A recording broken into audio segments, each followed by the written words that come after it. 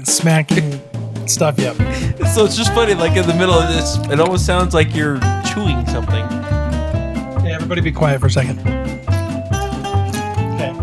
I just needed that so I could take the voice out, or the noise out. So you guys are going to have to deal with it, but everybody else is not going to know what you're talking about. How about this? When you're not talking, the mic goes out. How about, arm's length. No. Because you're the one that decided to get a hand one. I'm doing this, or it's my podcast today, and Lord knows that when it's my podcast, no one else talks except for me, because I am a narcissist. Yes. You know, I thought one of these times I'm just not going to talk the entire time. Please. And see if Jake talks. No, Jake picked up really good when I left last time. That's because George and no. George and Martha no kids. It was really funny because Josh I didn't know what to got do. lost. Ran out of material. And so we started talking about other things. Well, the good news is that I am not going to be leaving this podcast unless something bad happens. I'll leave. All right. And I don't think anyone will notice. Oh, they'll notice. No, you're literally have your feet around the...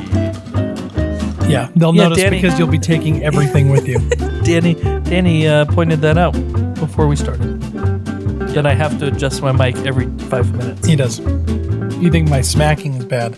Wait until you try to edit it, and this is what you hear. Oh, I'm sure.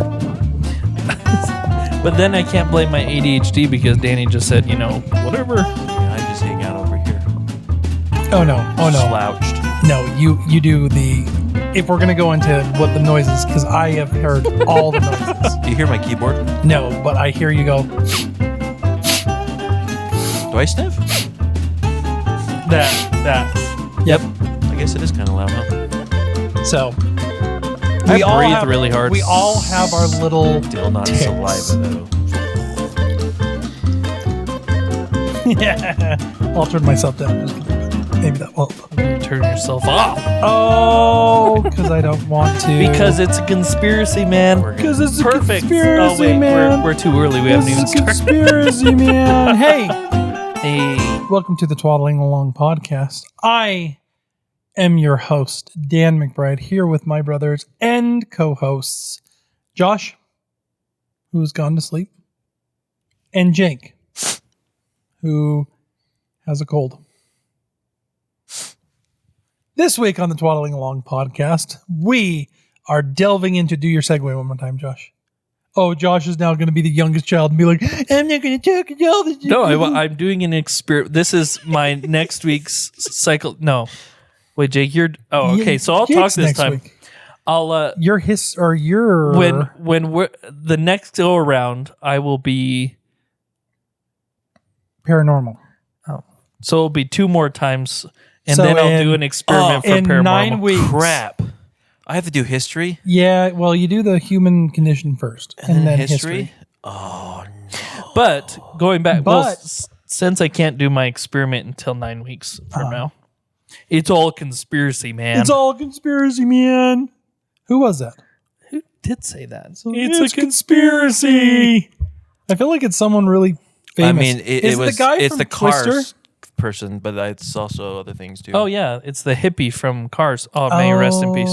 No, he's still alive. The hippie, the first- original guy. No, The original one passed away. Oh, I was going to say, Jong is still very much alive, and he took over the voice. Who Did is he? the it's original all one? a conspiracy, man. Let's find That's out. what he sounds like. Who I swear, was it not Tommy Chong? who said it's a conspiracy, man? I don't know. Fillmore. Let's see. Fillmore was played by... I just know his first actor passed away. it was George Carlin. Oh, yeah, George Carlin did die. Oh, but it's for sure. Like, I typed that in and it came up right away. Okay, there you go. That it was George So Carlin. it's a No, cartoon. it's a conspiracy, man. It's a conspiracy, man. I swear it was something else before that. I'm pretty sure there's other things. So, But it is a George conspiracy. It is a conspiracy. That's what we're talking about this week.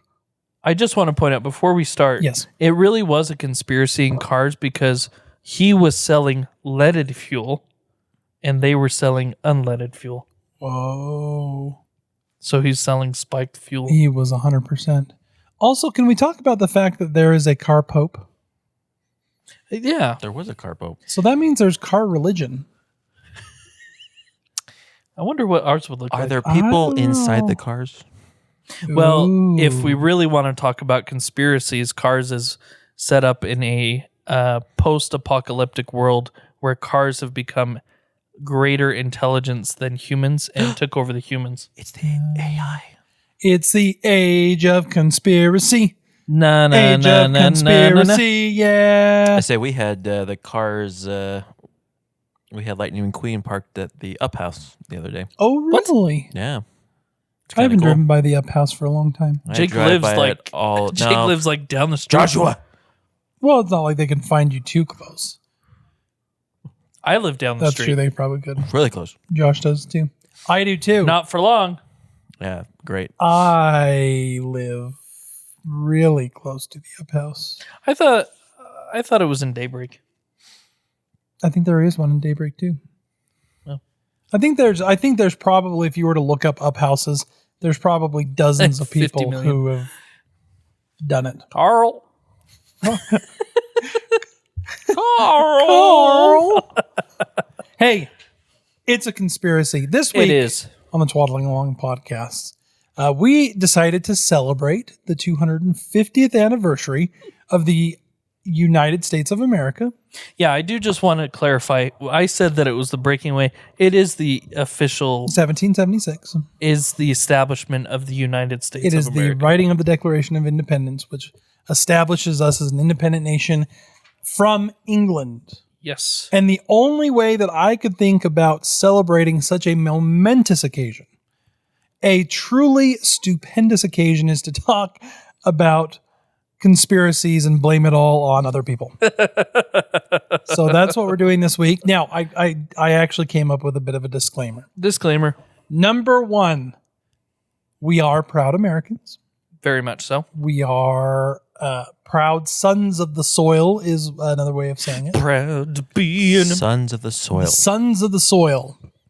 We're not farmers. And as we are kind of delving into some very strange corners of the conspiracy world today, I want to make it clear that just because we talk about it doesn't necessarily mean that we believe it, But we do. but Josh does. If people believe that we believe I believe. in what others believe, I believe in the people of the world. Woo! we have a problem with belief. I agree. It is just for fun, people. Don't take anything that we say too terribly seriously. But if we convince you, Whatever. Say whatever you do not use us as a cited source in any type of research paper. Oh, I would love to be a cited source, though. How can you would imagine a master's thesis? Yeah, how would you write us out as a cited source? Idiots. Waddling Along podcast. What? Copyright. It would be McBride et al. McBride et al. That's true. Wait, what format do you use? ADA. The American Wait, Disabilities I Act. say, I was about to be like 88, Oh, huh, that Danny? was APA. incorrect. APA is what I meant. I use a different one because mine would be McBride 2026. Well, it Well, it would be. technically is, But it's but if you have McBride multiple et al. authors, because yeah, there's okay. three of us. Okay.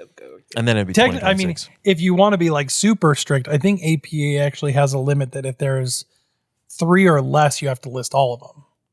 So Ridiculous. in true APA, most people just kind of skirt it and just put the first author and et al. If I don't there's- think Charles Dickens did.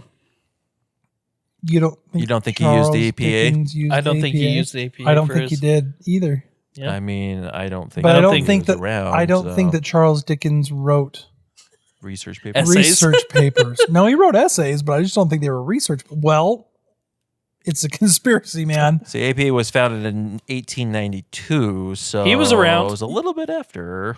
I guess that's the association. I don't even know the actual Oh. writing. So Gummit. our Mark Twitt was around. He was around. Yeah, So did he write an APA? he might have. Can you imagine him citing his He's citing himself because he was a The APA writing style wasn't founded until 1929. post World War I, pre World War II. So maybe it's a conspiracy because that's when The Great Depression started. Oh, it was the American Psychological Association who did it. Is that what it is? Isn't that what the APA stands for? That's the American Psychology American Association. Psychology. Because we're all psychics. It's Psychological Association is the actual name for it. American Psychic Association. Oh, seeing into the future. What's really funny to me about this is it was written for psychologists, anthropologists, and business managers. What the heck? Those business managers. So it's created to standardize scientific writing, even though the rest of science looks at psychology and anthropology as a pseudoscience. So Speaking of... Before you begin, Danny. Oh, yes. I feel it appropriate that we have to stand and sing for the national anthem. Oh, Please insert Stapleton singing the Super Bowl national anthem. I can't because that would cost us a lot of money. And we don't make any money. Oh, say, can you see? Great. Now we've been copyrighted. hasn't it been around for 200 years? Chris Isn't it Stapleton? outside the copyright? Yeah, but I think Chris Stapleton's version is a new So version. We every have to time someone makes a new version, they can just kind of get away I with think so. So we need to take an old song. Hey, Michael Jackson trademarked the Happy Birthday song. You couldn't sing it, and still has it trademarked. Yes, No, but I think it's it out there passed. now. It passed out of. Okay. So, But he was still being paid after death. well, good for him. Let's find out, when did Happy Birthday? Cha-ching. While we talk about that, or while Jake looks that up, let's just do a quick introduction of what I'm actually going to be talking about. 2016. So I came up with 3 conspiracies. I didn't come up with them. I actually found them. But I did come up with this format It because started with Dan. when you Google American conspiracies, There's you like get 50, lists 100 of million. hundreds and hundreds and hundreds. So I condensed a few, I combined a few, and I've kind of tried to fit as many as I can into 3 main subjects. Okay, three topics that I'm going to be talking about today. They are going to go in order of a conspiracy that actually probably has some footing in the truth. A conspiracy we're going to just call it sensational. Okay. Though you could make some interesting connections. And then finally, the one that is quite literally just psychotic and even maybe a little spooky. I tried defining sensational and it stopped at sensitive. So. I am sensitive. Dadgummit, will you stop that? No. Okay, there we go. All right. Sensational. Sensational. While Jake looks up the word sensational, I'm going to start Something with that causes first intense excitement, interest, or emotion. conspiracy. Do it. And that is Shocking or exaggerated. the Often secrecy negative. of the Constitutional Congress. The what? The Constitutional Congress. Anti-Federalists versus the Federalists. And you Yes. said it's the secrecy of that? The secrecy of the Constitutional Congress. See, let's first go over the fact that the first founding document of the United States is the Declaration of Independence. Correct. But the second founding document is actually one that is not in use anymore.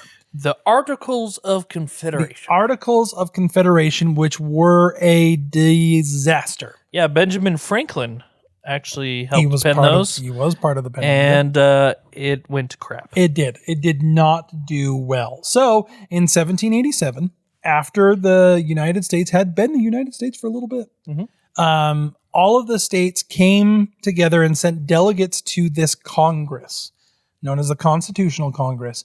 And their job, and this is something that I found out today, was not to rewrite a constitution. Nope. It was literally just to edit the Articles of Confederation so that they would work better. Yeah, at this point, so because they were Articles of Confederation, all the states were basically somewhat independent countries that were united. So more like the European Union. Yep, how it's set up. loosely united confederacy is what they called. So they came together, all the delegates from the different states, they came together into a closed door session. And when I mean closed door session, I mean it was locked down. Oh, you weren't kidding. So, when I was researching this, the thing that came to mind is when they're voting for the Pope. they literally locked themselves in, Yeah. and they were enclosed, no communication in, no communication out. It was like shut And down. this is in the middle of summer. This is the middle of summer. So a couple things that they did. They were in Philadelphia, and they closed all the windows in the middle of summer. It was a heat wave in the middle of Philadelphia in the summer. So it was incredibly hot. They closed all the windows. They locked the doors and chained them. I said with the windows, they nailed them shut. Yep, they nailed them shut. They stationed multiple guards all around the building. They swore all the attendees to secrecy, and I delved into this one Silence. a little bit because it says the vow of silence. It was a vow of death before disruption of secrecy. Wow. In other words, they brought everybody together. You raised your hand, you put your hand on the Bible, and they said, "You are sworn to secrecy, and if it is divulged, you will be met with your Maker, and He will kill you." Another way they describe it is an injunction of secrecy. Yes. No press coverage whatsoever. None. So much so that there were some press at the time, including Benjamin Franklin, who was a member of the press. But he was involved with the actual Constitution, but there was absolutely no press coverage, and there was no public record outside of the Constitution itself. Zero public record. The only notes that were taken by James Madison, Josh's Heck favorite. yeah, man. What a boss.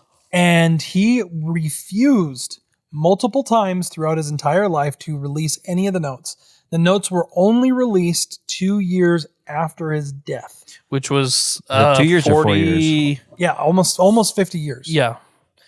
Now, and Say that so one more time. Is it 2 years or 4 years? It might have been 4 years. this is where, I start wondering of like, okay, so how much of what we know of the Second Constitutional Convention is actually accurate? Or is we it don't. a story that the political person did to, just show what they ended up doing? So, Josh brought up something that I do want to bring up just really quick. It is part of the history, but it also kind of plays into this whole thing. And that's the idea of the Federalists versus the Anti-Federalists.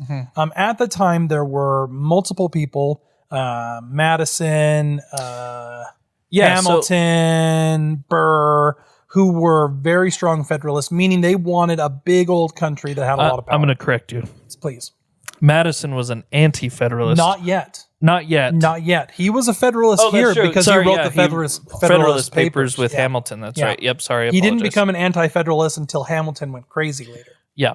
and started doing the internal banking things. Anyways, But I'll also add this. It kind of ended up being North versus South. it did 100%. So it kind of set up what the United States would be, which was North versus South all the way up until the Civil War. Yeah, the entire time. And there were some good reasons for the secrecy.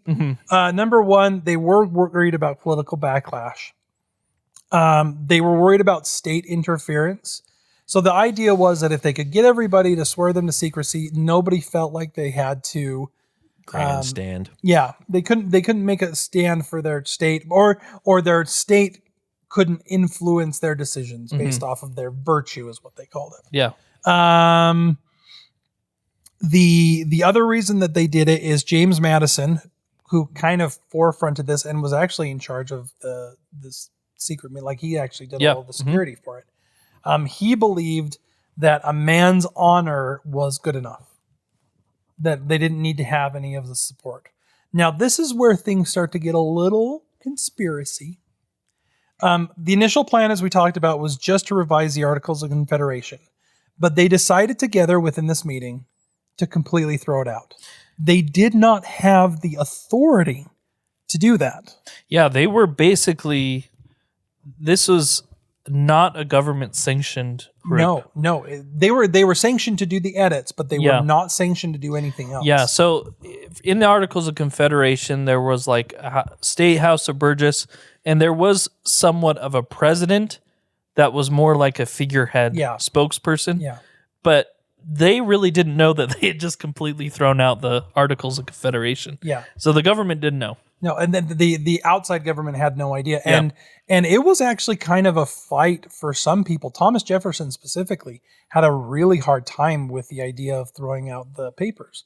But James Madison, together with Benjamin Franklin and Hamilton, kind of made a strong enough argument saying, well, they gave us permission to do edits, and our edits will be a full edit. Like, we're just going to start from the beginning and try to revise the language that might be there. But here's where, like I said, here's where the conspiracy comes in. The people who strongly supported the large federal governance really took a hand in the making of this Constitution and kind of drove the detractors out. So Thomas Jefferson was an anti-federalist. He didn't like that. And even though he had such a huge part in the Declaration of Independence, he did not have as much of a say in the Constitution. As a matter of fact, so much so that he was kind of really against the Constitution until the Bill of Rights came about 2 years later. Yeah, he was kind of sidelined. I mean, James Madison was the forefront Virginia candidate or the Virginia representative, pushing Thomas Jefferson to the side, which Thomas Jefferson liked to be in the limelight. 100%. And so this was kind of a new thing for him. And little James Madison, who was a foot smaller than Thomas Dinky little Jefferson, it kind of threw Jefferson for a loop. So 100%. The other interesting thing is, although we like in the United States to talk about our democracy and how everything kind of points to democracy, this in the Constitution is kind of the first inklings of powerful men not wanting the say of the people to be heard always for their own good. Literally, they kind of defined it as, well, the average person doesn't know what's good for him, and so we're going to make it so they can't have a 100% say. And it's coming from a good, well, I shouldn't say a good place, but it's coming from a place. Shays' Rebellion had just barely happened, and if people remember their United States history, Shays' Rebellion happened really soon after the Revolutionary War, where a group of farmers up in Massachusetts literally rebelled against the country with the idea that they wanted more hearsay. And President, not at the time President Washington, but he was commander-in-chief still. Commander-in-chief mustered an army and went against Shays and brought it down. So here's a couple of things that came about from the Constitutional Congress. The Electoral College. Yep. A buffer of democracy. It's literally in the writing as a buffer of democracy, meaning the people don't get to just elect a person. The people elect people to elect the person. Mm-hmm. Now, in practice, nowadays, that's really not how it happens. I mean, most of the time, the Electoral College and the electorates will follow the will of the people. Yeah. But as it was first established, that is not how it went. The second thing, the Senate, until terribly recently, was not an elected place. You weren't elected to be a senator.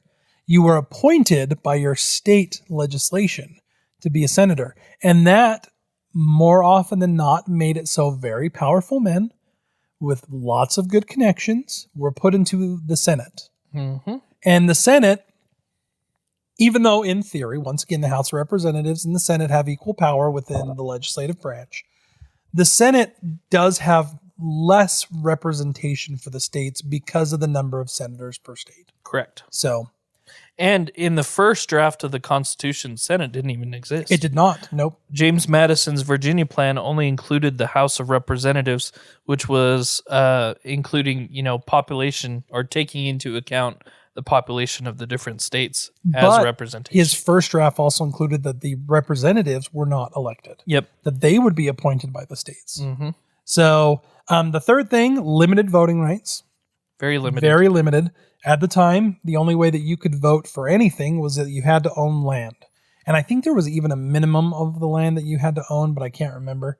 But so the Constitution can be viewed in one of two ways. The Constitution can be viewed as the founding document of democracy, which I strongly believe it is. Mm-hmm. Or if you're a little bit more conspiratorial, you can be like, oh, this is the inklings of powerful men controlling everything.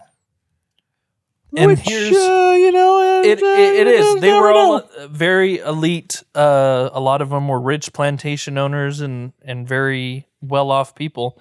But the thing that I think is key to this whole thing is that the Constitution had something placed in that made it less conspiracy in the sense that it could be amended.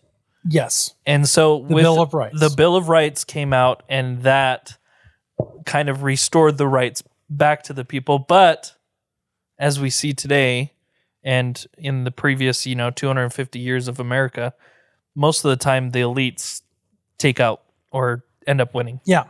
Yeah.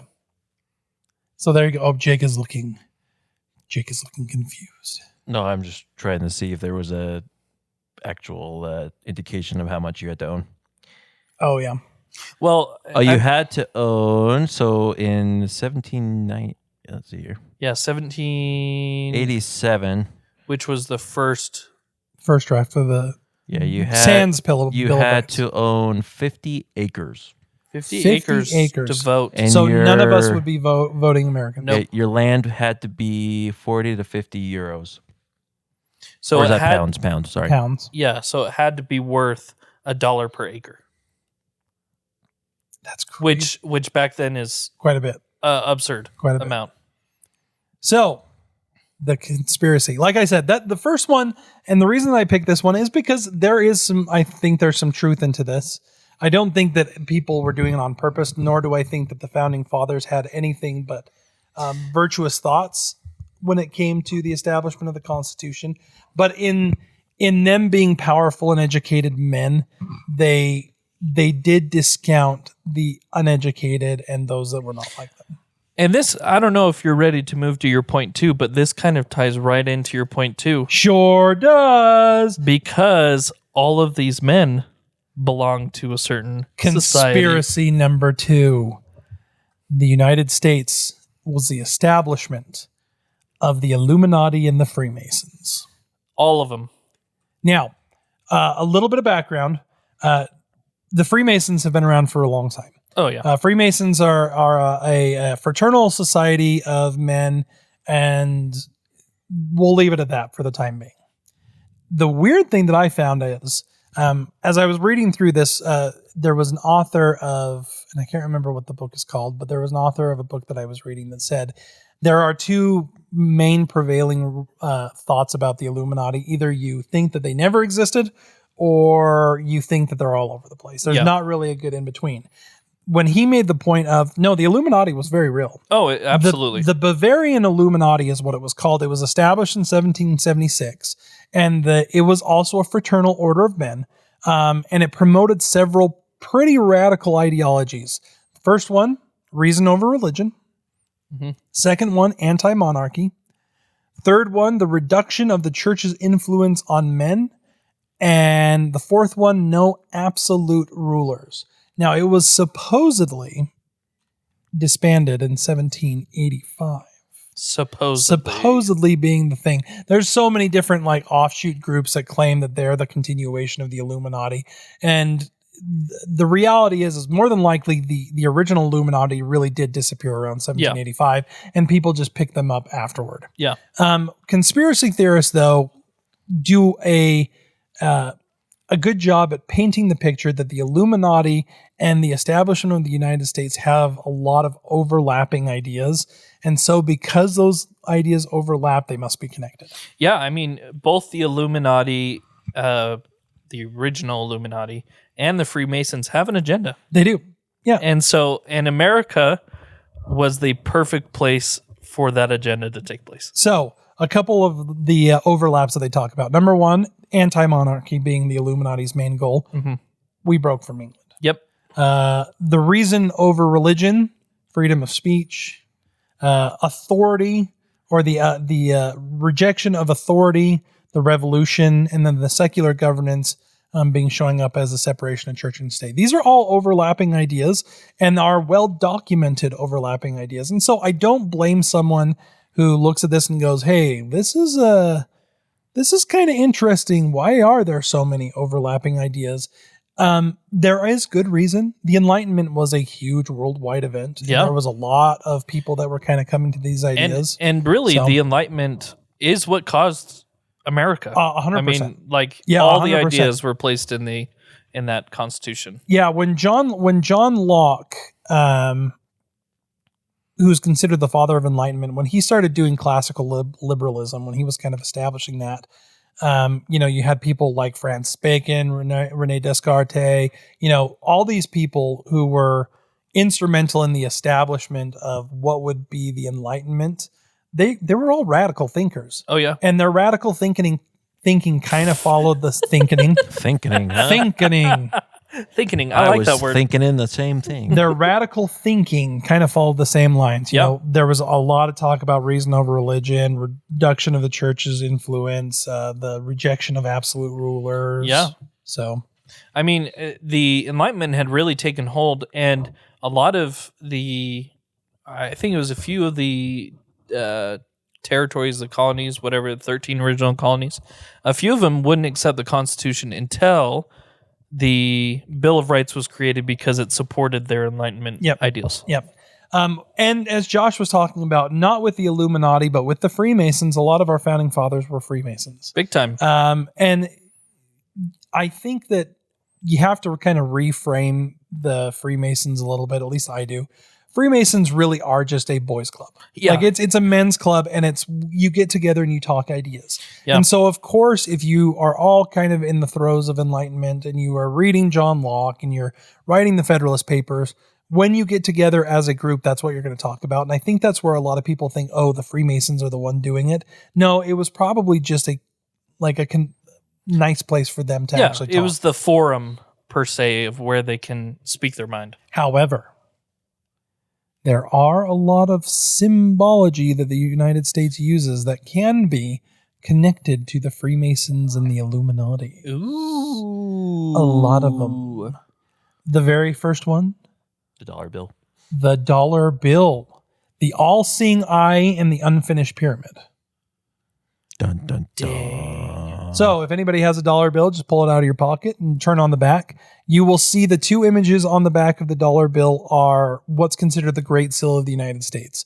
On the left is the all-seeing eye and the unfinished pyramid. On the right is the traditional bald eagle and everything like that. Now, conspiracy theorists will tell you that the all-seeing eye was a very famous and very popular symbol for the Masons, a very popular thing for the Illuminati.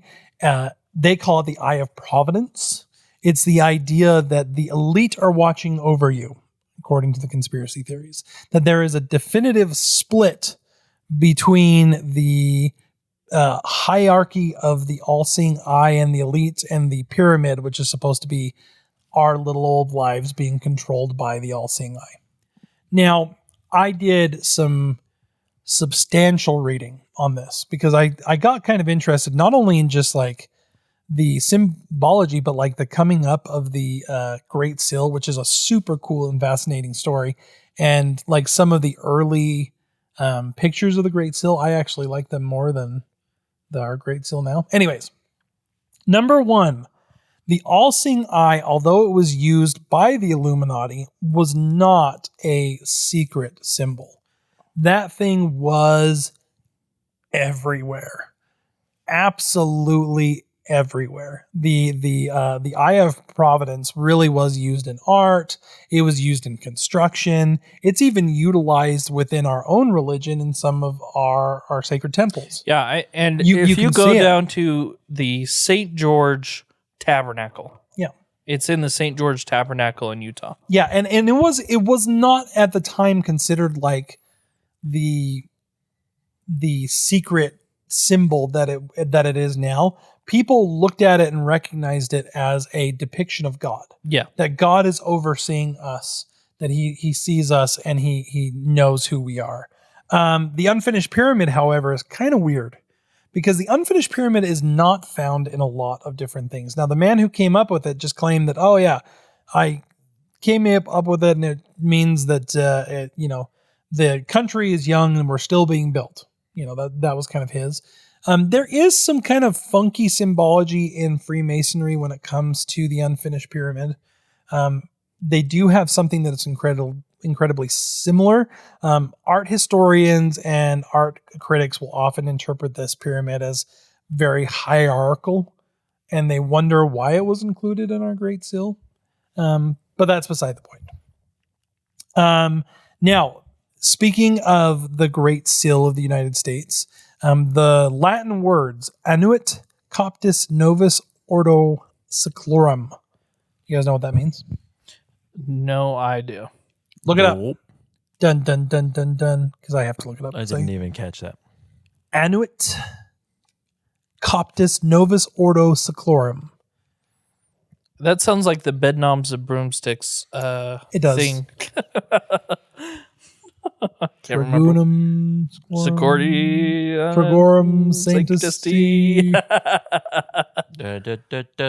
No. Annuit coptis means he approves or favors our undertaking. It's supposed to be kind of a nod to divine providence. And that's why it's kind of kept up by the eye. Novus Ordo Seclorum. This is where those conspiracy theorists go crazy. A new order of the ages. A new order of the ages. Now, it could mean the beginning of the new American era starting in 1776, symbolizing a historic shift in human governance. Or it could be talking about the establishment of a new world order, an ideology that is very different than the old world order, one that is a hidden government or a hidden means to control people, things like that. Here's what I also want to point out. So, do you know when the pyramid was added to the dollar bill? 17... Well, the Great Seal was done in 1789. Correct. The Great Seal of America was done, but it wasn't added to the dollar bill until 1932. Oh, really? Now, this actually extends that because if you think about it, if you take the original meaning that supposedly was that America has 13 regional colonies, 13 steps on the pyramid, Sure. and that it's unfinished. It's continuing to expand. 1930s, America was pretty much almost done. Yeah, 48 out of 50. But they put it on the dollar bill as if it wasn't. That it was continuing to expand and that it would never be finished, which brings in that new world order that its sole objective is to become the government And nothing of the world. One of the things that as I was reading about some of these nice symbologies and everything like that, is the guy was making the point that an innocent symbol can turn non-innocent. Mm-hmm. You know, so just because it was innocent at the time doesn't mean that it hasn't been like taken over by some, you know, clandestine group that nobody knows about. But just at the time, the man who designed it, his name was William Barton. He wasn't a Mason. Didn't have any connections with the Masons. Absolutely not. As a matter of fact, he was, I want to say he was actually anti-Mason later in life. And the only Mason who was actually part of the original committee that designed the Great Seal was Benjamin Franklin. And Benjamin Franklin hated the pyramid. He actually came up with another idea of like Lady Liberty standing next to a shield and having an American soldier. He also hated the eagle, so He did hate he was the kind eagle. of a weird guy. He wanted a turkey because America was wild. So I'm reading here that in the late 1790s, they had the Illuminati scare in America, where what had happened is after it had been disbanded, there's a bunch of European authors that started publishing the sensational books, claiming the Illuminati survived and that they had infiltrated the French Freemasonry. And then that it was by them that the bloody revolution in France started. And so what happened is because of that, Americans got a hold of this and went, wait a minute, we have Freemasons here too. Was there some involvement? And they started believing that the Freemasons were going to overthrow the American government and Christianity at the same time. And that afterwards, George Washington actually had to like send out letters to people saying, no, we're not corrupted. We're good. Which, you know, it's going to make people feel better. Sure. We're not corrupt. We're not corrupt. What are you talking about? See, as he's putting on his and his it's kind of Masonic funny apron. because that related a lot to, the religion that we have. Oh, sure. Masonry There and was some Mormonism. anti-Masonry, yeah. Very much so. And it started, only 40 years before all of the martyrdoms went down. But True. yeah. Anti-Mason and the anti-Mason group, it was an actual political party from my understanding. It was. It was pretty intense. And it lasted a long time. It just goes to show you, people. We always say that that the media influences us nowadays. The media has always influenced us. We are just wake up, sheeple. There you go. Don't be so gullible. I just want to know says what being type the most gullible. of farmers that were out in the middle of nowhere just started talking about the Illuminati together, and then it just started spreading. Joe Bob, you ever heard about them Illuminati? And what's funny is Illuminati nowadays is considered a satanic worshiping cult. Well, yes, and in some parts of the world. it's like V for Vendetta. The one guy, what's the guy that almost blew up Parliament? Guy Fawkes. Guy Fawkes' mask, Illuminati. Yeah. Take over the internet. The Anonymous and everything like that. Yeah. I say in the Philippines, it was definitely they considered themselves to be a satanic group of sorts. Yeah. See, and this is where it comes down to of children playing dress up, thinking they're doing something serious when they're not. Yes. You know what I'm talking about? It's kind of that same basic principle as they've co-opted something, and in co-opting something, they think they're doing something secret or everything, and they're really not. It's just Now, I'm going to continue this conspiracy. Uh-oh. This secret order of such government officials, because once every blue moon, they gather together in the hills and mountains of California, and they're highly secure. Oh, in that Grove place. What is that called? But only certain elected officials and certain leaders, certain business people, and whatever says that they talk about how to basically run their agenda of creating the New World Order. I don't doubt that there are groups of men meeting together in secret, plotting something. I think that we've even sat together and plotted something together. I think that does happen. Is it nothing malicious? Is it a worldwide conspiracy that's lasted 2,000 years? I'm dubious. 2,000 years? Yeah. Oh, yeah. They claim that the Masons and the Illuminati come from the Temple of Solomon. That's right. So even beyond 2,000. Sorry, I thought you were talking about America, and I was like, oh, dang. This has been in the works. No. Well, but see, that's part of the conspiracy is that the Illuminati and the Freemasons have been working for such an incredibly long time, along with the Knights Templar and blah, blah, blah, blah, blah, to establish themselves a country wherein they can control everything. And that's the United States. Wow. You know what I also found funny? A lot of the places that I found and were reading this, here these people are espousing these super deep Illuminati conspiracies, but then they were frightfully pro-American. Oh, I know. Frightfully pro-American. I was like, oh, well, have your cake and eat it too.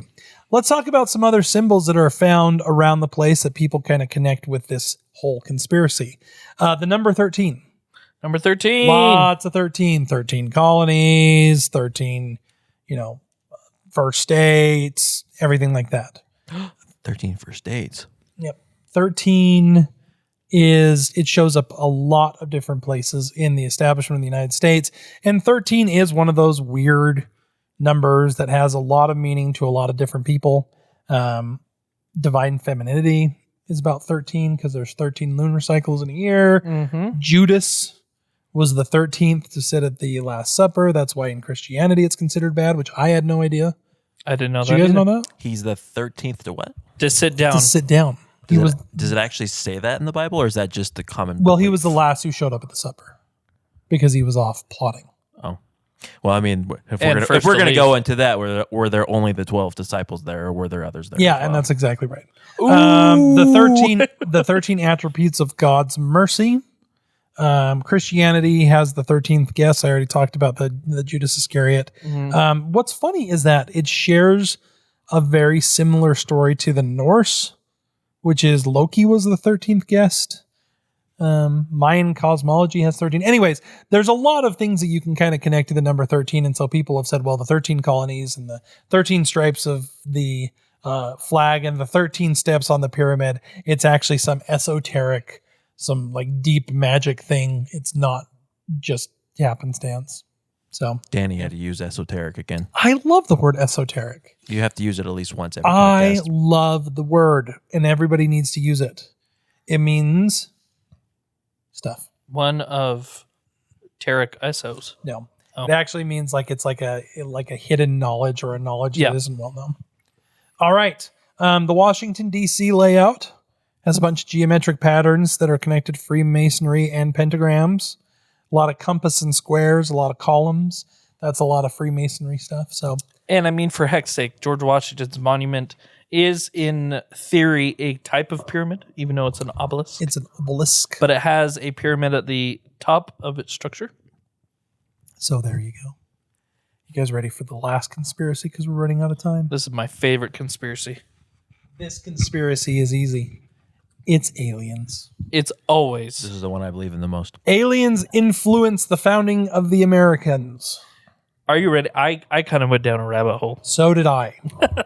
I didn't even look into it. A deep and weird one that I came out the other end and went, okay.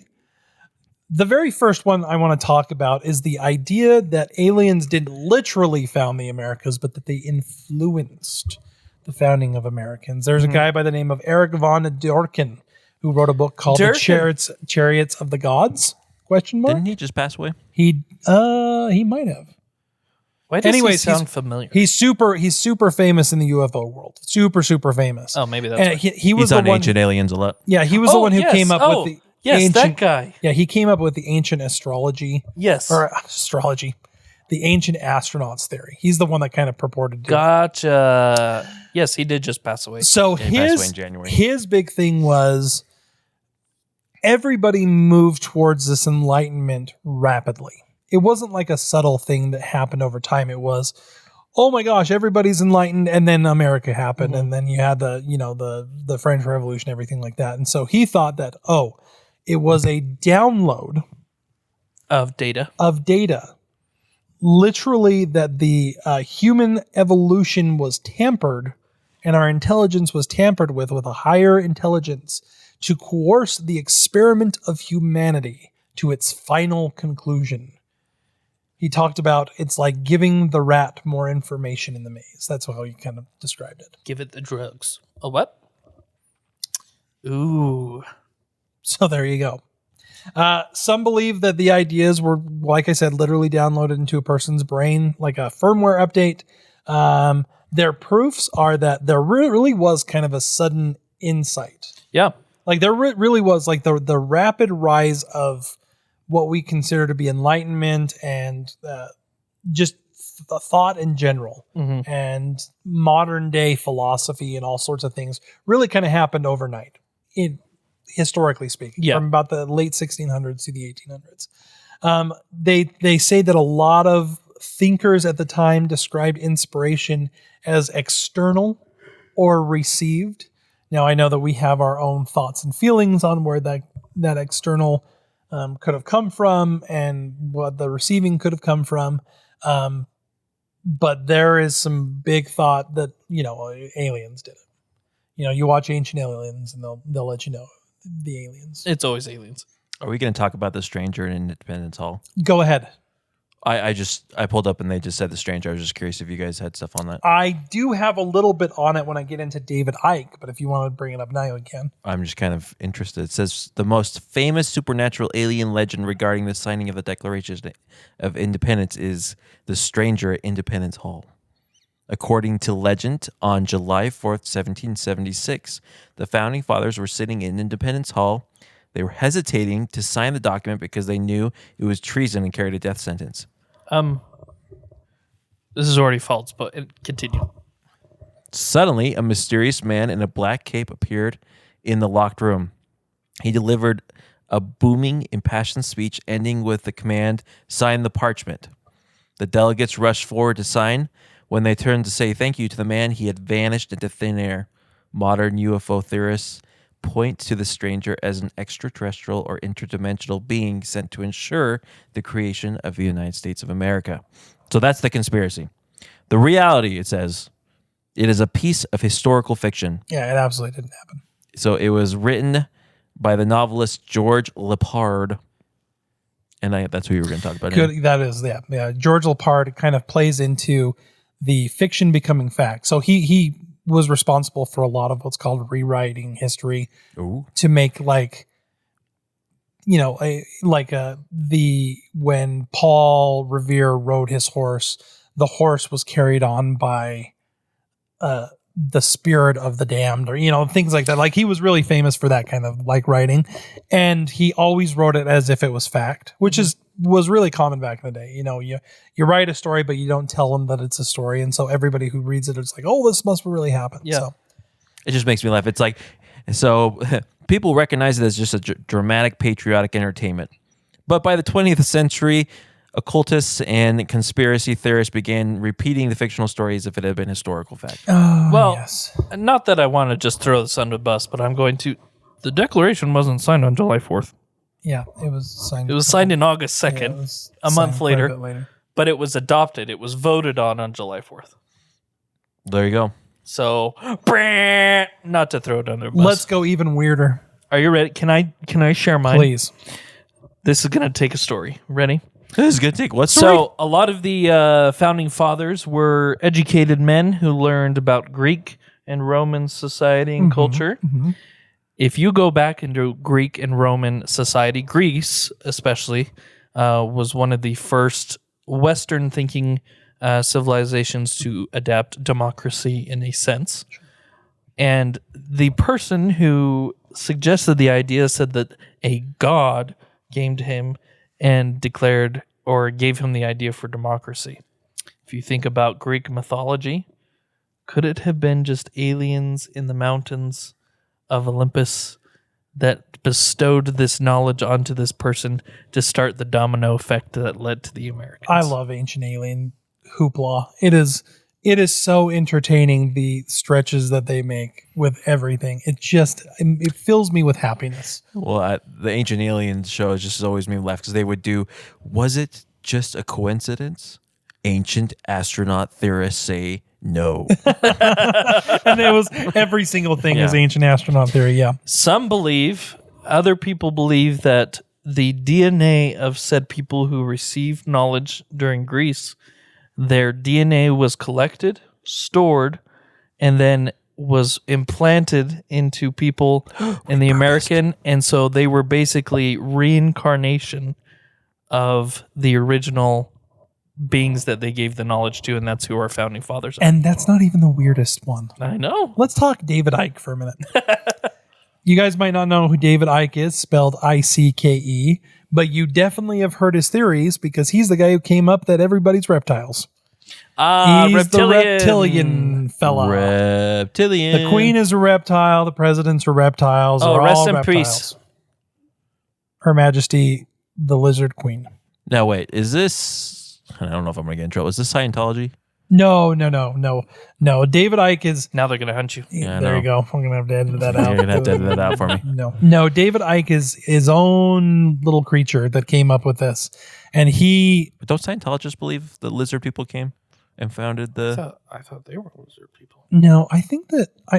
I don't know. I don't know. This is how no. Uncultured swine. No, just kidding. Anyway, so David Icke, reptiles, hidden structures, deep bases, all that fun stuff. That's where that comes from. That there's a hidden shadow government, that the surface government is just doing what the shadow government wants, that there's big bases all throughout the United States hidden underneath, and that there are multiple kinds of aliens that are wandering around, and the reptilians specifically have taken on human skin, and that's done it. And we've even seen some recent examples of people still believing it. You saw the one probably of the, I think he was a retired admiral whose lighting was terrible, so it made him look like he was wearing a mask. People jumped on that reptilian thing so quick, they're just like, he's a reptile. 100%. Wasn't it Parks and Recs that had the reptile deity that they had I to think so. pull? Yeah. Now, I apologize. The Scientologist core belief is that an alien named Xenu Yep. was a galactic overlord who ruled over 76 planets for 75 million years. But not a lizard. But he Scientology does have space opera themes, and so it's sometimes mixed together. it just says that he brought billions of his subjects to Earth And blew them up with nuclear weapons. and he called them Tigiak. And dropped them into volcanoes and destroyed them with hydrogen bombs. Oh. Well, space opera. Love me some space opera. Yeah. It's quite the... Listen, So, Mr. Ike. we can say what we want about Scientology and their beliefs, but, our beliefs can be just as screwed out of people, so I'm not going to get into it.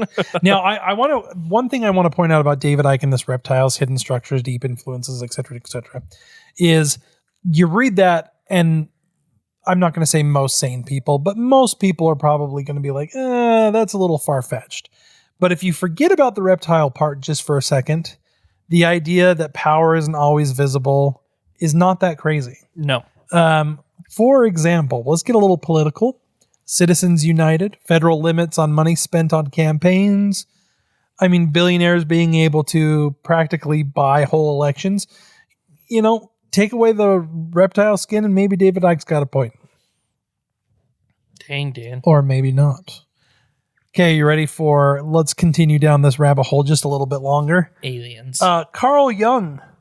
Hey. Jungian psychology. Jung. This isn't so much alien, I don't think, but I think it does follow a little bit. It's the idea of collective unconscious. The idea that the United States was formed because we all are collectively connected and our collective unconscious allowed for thoughts to be shared, not necessarily telepathically, but subconsciously. And so therefore that's how it came about. So Interesting. some of his students did believe that the collective unconscious of the universe is not just humans. Yeah, they believe a lot of interesting A lot things. of Jungians. Jake, are get you a little- young Union? No. A lot of Jungians get a little crazy with it. There are some, I just barely read Carl Jung's book not too long ago. And there are some ideas in there that are intriguing, but he gets a little... When he got to the end of his life, he was locked up in a room and wrote some stuff. Psych ward. Man and His Symbols, if anybody ever wants to read it. It's a very interesting book. So I say this other one that I'm curious. It's Washington's Alien Vision at Valley Forge. Yep. Oh, I was going to read this one. Yeah. Okay, you do it. I don't have it. I've got it on my phone. Okay, Go the conspiracy is that George Washington went alone into the woods at Valley Forge. Now, I think this is the painting we see of him praying. Yeah. Yes. That's become very popular, which is done by an author artist we're very familiar with. Yep. But according to the conspiracy, while he was in Valley Forge, a glowing, beautiful, green-skinned or ethereal being appeared to him. And it supposedly showed Washington a holographic vision of the future of the United States, including the outcome of the Revolutionary War, the Civil War, and a future global conflict. Proponents claim that an alien gave Washington the tactical confidence to keep fighting. Where did they get that from? So, supposedly, the story first appeared in a newspaper in 1859, written by the journalist Charles Wesley Alexander, writing under the pseudonym Wesley Bradshaw. He wrote it as a patriotic piece of propaganda in the years leading up to the Civil War. So he wrote this before the Civil War. Is that right? That'd be kind of interesting. Hopefully The story's been added on to. I'm sure. But I'm going to add to this story because our ancient alien friends also added this. If you look really into the Revolutionary War, there was a single battle where America should have just lost. Which George battle was that? Washington was Valley base- Forge? No, they were in New York. I can't remember exactly what battle it was, but George Washington was pinned.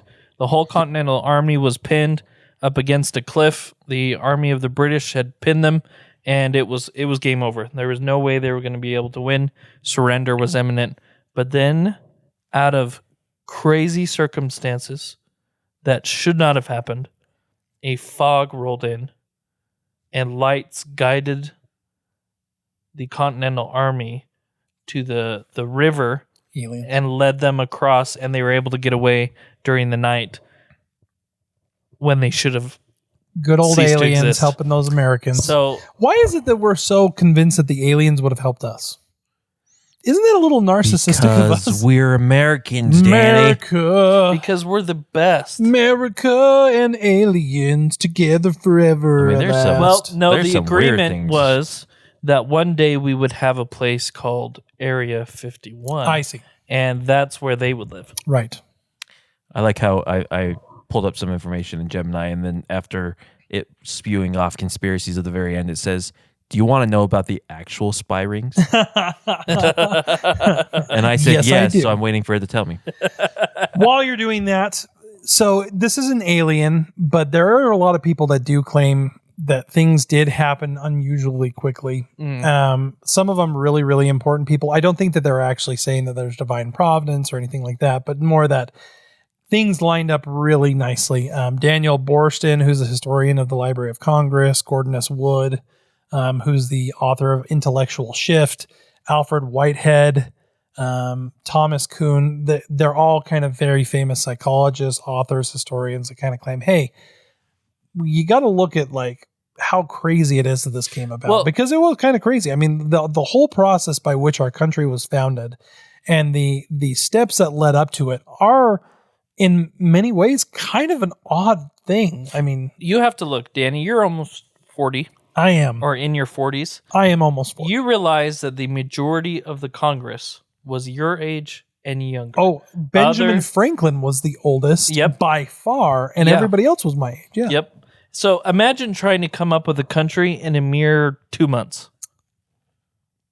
That's how crazy it is these young whippersnappers, Sitting in a hot room, hot room, locked up, aliens visiting them daily. created a whole like revolutionary government. Some of them were reptiles, and so it was too hot for them. Maybe Benjamin Franklin he actually died in France and the reptiles sent. That's probably A what it clone. is. Yeah, I think that's exactly what it is. Wow. A couple special shout outs as we come to the end of this. Jacques Vallée and J. Allen Hynek, they're part of the UFO community. They're a little, this is going to sound funny because it doesn't make a lot of sense, but they're a lot more logical and skeptical for the UFO community, and all of them are like, this is just a bunch of bullets. Also, shout out to a bunch of the historians that I read, like Daniel Borston, Gordon S. Wood, all those people who kind of helped me delve into some of the realities behind these conspiracies and why they're about.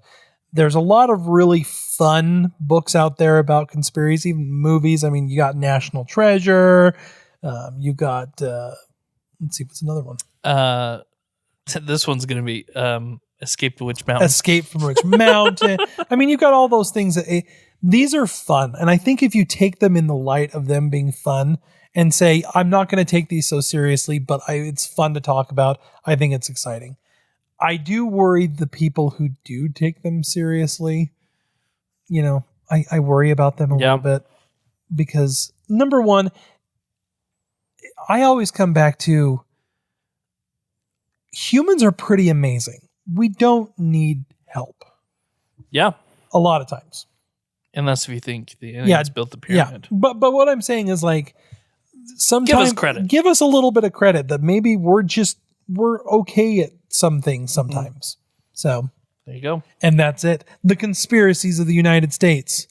Now, like I said, there are dozens more. And it would be ongoing. fun. Yeah, and it would be fun to go into a lot of them, like the false history of the Confederate Army, the Abraham Lincoln was an alien. Lincoln. Yeah. So we can do these along, but I thought just for the 250th anniversary, this would be fun. I love it.